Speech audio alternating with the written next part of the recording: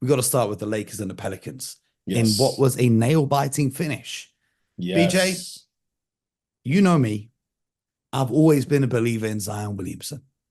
While the Yes. rest of the world was criticizing him and going at him, I said, don't worry, I got faith in the kid. And tonight showed that 40 points in a fantastic performance. And he left the game with 3 minutes to go with an injury, which is a very sad story of his career so far. And I'm very confident that if he had stayed in, the Pelicans would have won. They ended up losing 110 to 106 to the Los Angeles Lakers. What was your biggest takeaway from that game? Well, you know what I've said 2 or 3 weeks ago, and I was very high on the Pelicans this year, as you know, and I stated that. And something happened about 2 or 3 weeks ago where I told you, I think on air, and I know I mentioned it to you off air, where you just got to call it like you said. Something was wrong with this team. I don't know. Like tonight, Brandon Ingram didn't finish the game. Yes. I don't know what's going on down. I don't know. It's kind of like a mystery to me. Is not a mystery to me. Yeah, I don't know. But So I just will say this. I love their talent. I love their team. Willie Green, that's my Detroit guy, but something is going on down there that's just something doesn't seem right. And I don't know, like tonight they were down what, 18 points or something like yeah, that. they were down 18 and they got it to a It tie game with 3 minutes to tied it, go. got it to a tie game. But I mean, you're at home. Okay, if you're on the road, I get okay. You got a rough start or a rough patch on the road, but you're at home and you're down 18. And it just doesn't add up for me. So I'm not surprised that they lost. I picked the Lakers in this, and I thought the Lakers played well. I mean, they came out shooting the ball exceptionally well. Well, D'Lo did, and they just was able to hang on to the win. Well, for me, it's crystal clear now. If Okay. you want to maximize Zion Williamson, Brandon Ingram, as talented as he is, isn't the co-star you want next to him. Because Brandon operates primarily in the mid-range. And when he's out there with Zion, the spacing just isn't ideal for their individual skill sets, respectively. Now, Brandon Ingram, obviously coming off this injury, might have been part of the reason why he was playing limited minutes. But watching the game, the best lineup that the Pelicans put out, and when they did their most damage, was when you surround Zion Williamson with defenders that can shoot.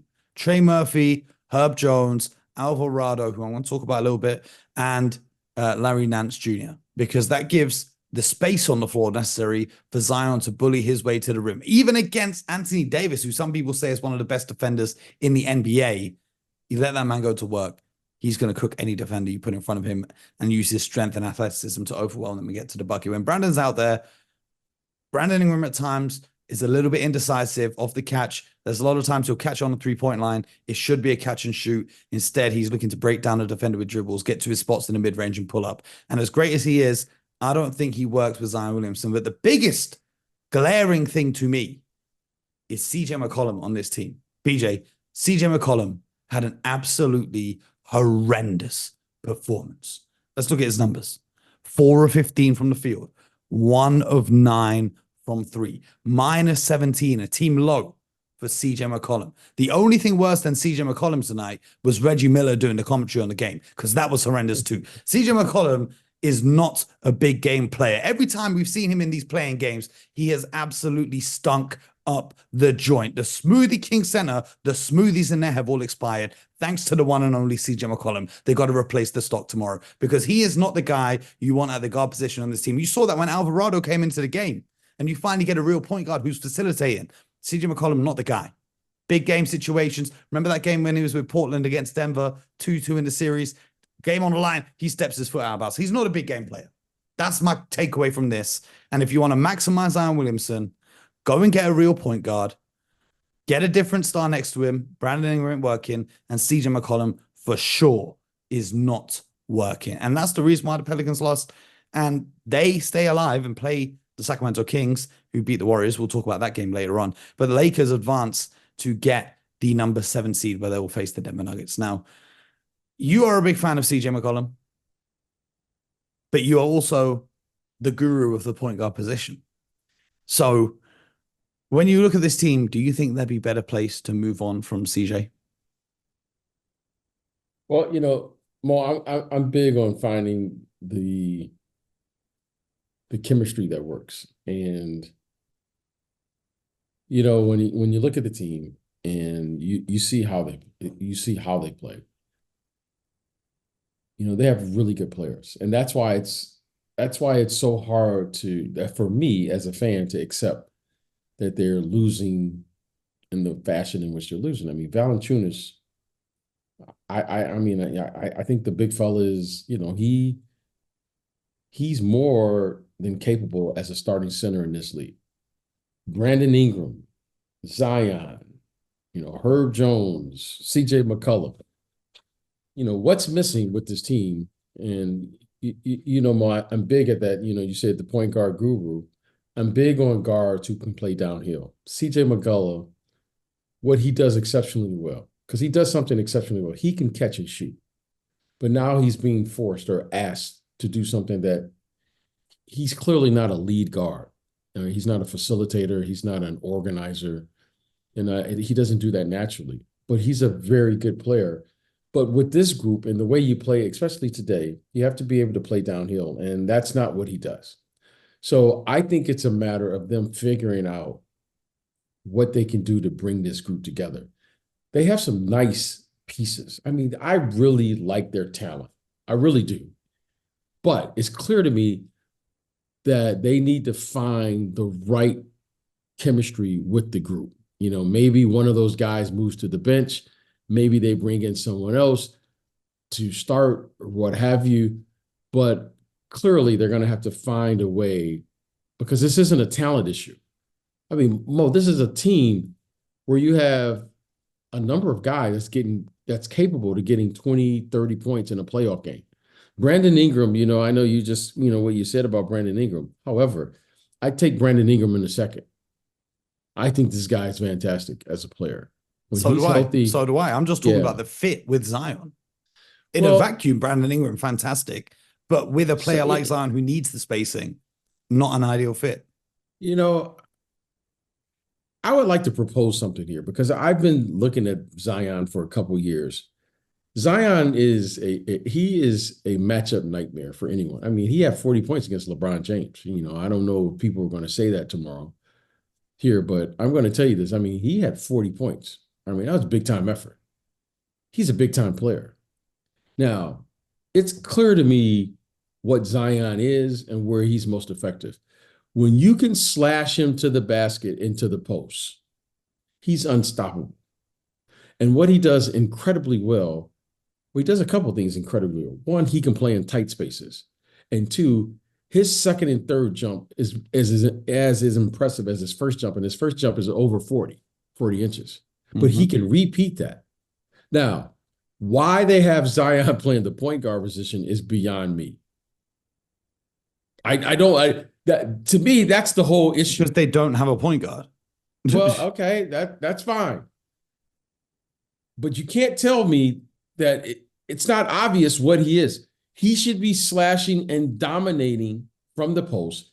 He commands and should demand a double team, and then you play from there. So I don't know how many teams actually plays with a point guard in today's game anyway. Okay, everyone keeps promoting this is, a positionless league, and then we want CJ McCollum to play the point guard position. Well, okay, I don't know who has a point guard. I mean, Chris Paul might be the last point guard left. I don't know who's a point guard. The team that finished the top seed in the Western Conference, I don't think they have a point guard. Is Shea Alexander a point guard? Yeah. Okay. Yeah. Is he a point guard? Yeah. I mean, I don't He's know. A point guard who scores a lot. He's still a point guard. I'll take him over Yeah. CJ at the point guard position in a heartbeat. That's not even a discussion. Well, when I think of a point guard, I think of a guy who passed first. Well, they don't exist anymore. That's what I said. That's why I said I don't think they exist. So do I think Shea is a lead guard? Yes. CJ McCollum could be a lead guard. However, I think the balance and what they're doing is off. Okay. I just think the balance is off, because I'm going to utilize, and I would like to make the suggestion that I think it was best served for a kid like Zion to catch the ball on the post, on the move. Who can guard him? I mean, he was doing this against Anthony Davis and LeBron James. Okay. But so say we do that. And so you've got Brandon Ingram, standing on the 3-point line? Because the defender's going to help off. They know he's not going to catch and shoot straight away. Now let's go. Let's get into the coaching. Okay, we're going to find combinations. If Zion and Brandon Ingram, for whatever reason, we determine that they can't play together, there's 48 minutes in a game. All right. Normally, guys will play 8 to maybe 10-minute spurts. You tell me you can't stagger that out where you always have one of those guys on the floor for a full 48 minutes? I mean, Mo, this is the NBA. This is like these guys. There's creative ways to figure out how to put combinations on the floor. Just because you have starters and maybe the combination doesn't work, you can figure out how to stagger the minutes, right? If Zion anchors the second group, if Brandon Ingram has it going early or vice versa, that's what you do when you have talented players. You figure out how to play together. So why am I concerned about whether they complement each other when I have two guys, not one, I have two guys who are capable of getting over 25 points a night. You can do that, right? But so when you get to the closing, let's say the last 5 minutes of a game, right? Both guys are healthy and out there. Yeah. If they're not optimally positioned to play together, it doesn't matter. Why can't they play together? Like, what's the because we saw it firsthand tonight that Zion plays better. Well, this is not the only. Okay, I'm suggesting that maybe we can run different sets to put players on the floor that will actually complement maybe something else they do well. So, for instance, Zion is playing at the top of the key. Well, if you're going to play Zion at the top of the key, the first thing I would do as a defensive, if I was defending that, is I would sink in. That's what they because did. Zion, yeah. So I think it's possible that we can actually do something different to get ball movement, player movement, to get the ball where they're most effective. I don't think Zion. I happen to not agree. I'm not criticizing the staff of New Orleans, but I happen to think that Zion is most effective receiving the ball below the free throw line with a live dribble, more so than giving him the ball up front and allowing him to be, I don't know, some version of a point forward. I don't know what that is. Now, I know we play this game called pace and space. However, I have a guy who is unstoppable on the box. I don't understand that. I just happen to think that we could utilize him a little different. So a lot of times you can agree to disagree with the offensive sets and how players are being utilized. But certainly I don't think it is in anyone's best interest to trade a player like Brandon Ingram, but I could be wrong. But I'm certainly not going to give up a guy who can give me 25 points a night, who's been an all-star in this league, because I've determined that the only way to utilize Zion is a point forward. No, I'm not buying that. This guy is what, 6-something, 200 and whatever he is, and that's the only thing I can do with him? No way. Like, I got to figure this guy can do so many things talking about Zion. Why just put him at the top of the floor where the defense can just sink? He's not a three-point shooter. I don't agree with it, is what I'm saying. They did that tonight and he got 40 points. If you That's put him what on I'm the top of the saying. floor and you think of, okay, cool, he can build up a head of steam and attack the hoop. But he can only do that if there's enough spacing for him on the court.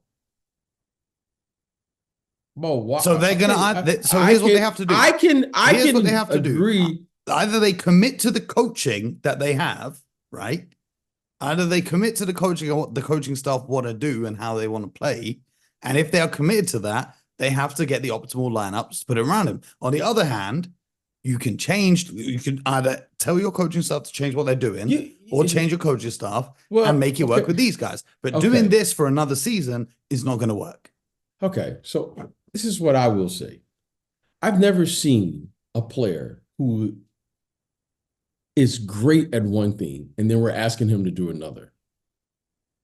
Now, I don't understand this version of the NBA. But I've been saying this for years. I don't comprehend the 5-out offense. I have a player who will command a double team, and I'm trying to run a 5-out offense. Help me understand. So I got Tim Duncan, and I'm gonna say, well, I'm gonna give Tim Duncan the ball, and now I'm gonna provide space. Tim Duncan didn't have the athleticism that Zion has. He's a different player to Tim Duncan. Athleticism has nothing to do with a matchup. Either you can get by your guy or you can't. And he was getting by his guy from the perimeter to the hoop. He got 40 points out of it. Okay, great. He got 40 points out of it. I happen to think that's not the best version for the team. That's what there's the individual game, and then there's the success of the team. Okay, let me ask you this. Let me phrase it differently.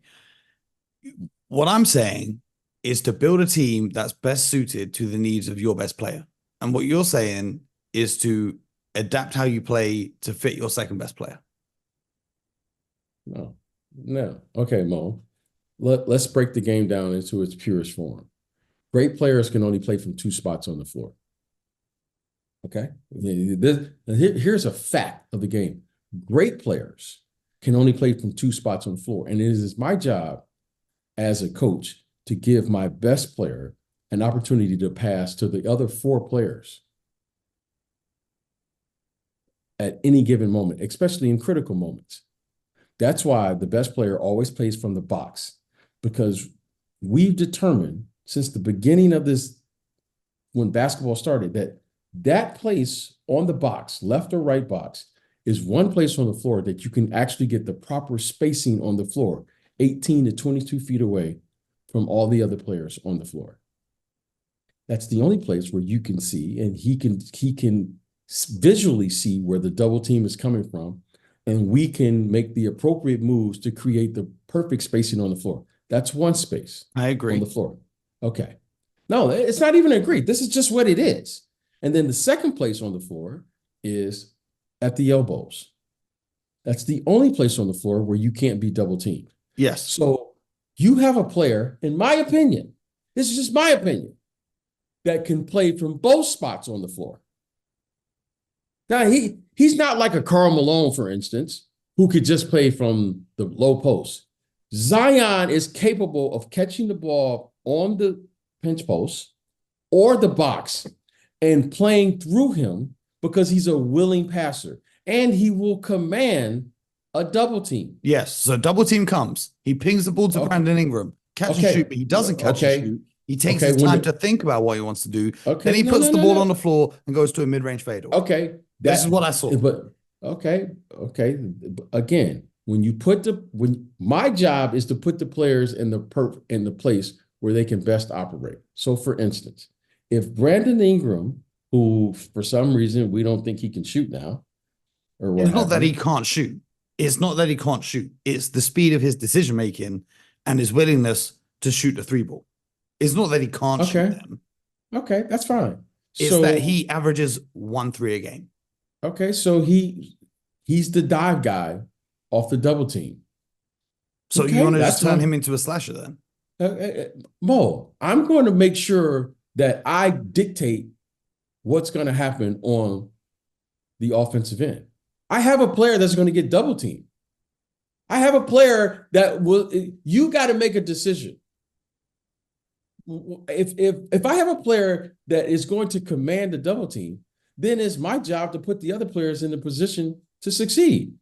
And you can't tell me that this guy can't play advantage basketball, 4 versus 3, 3 versus 2. He demands the double team. I am willing to take a chance on great talent. I think both of those guys are great talents. Now, it is possible, but I could be wrong, and I'm okay with being wrong. I just happen to think very highly of both of those players to say, I'm not ready to give up yet on 25 points a night from both players just because I want a guy to be a spot-up 3-point shooter. No, I don't. They've got to make their decision because Brandon Ingram's contract expires next year, so either they extend him or they look to move in a different direction. But the Lakers won this game. They had a rough shooting night from LeBron, 6 of 20 from the field, 1 of 5 from 3. Anthony Davis, he ended up finishing with 20 points, but he was 6 of 16. He didn't have the best scoring night, but he was huge on the boards with 15 rebounds. The Lakers, as usual, in typical Lakers fashion, finished with 14 more free throws than the Pelicans. They got to the line 29 times, and they move on to play the Denver Nuggets, who will break down that series just before their series tips off this weekend.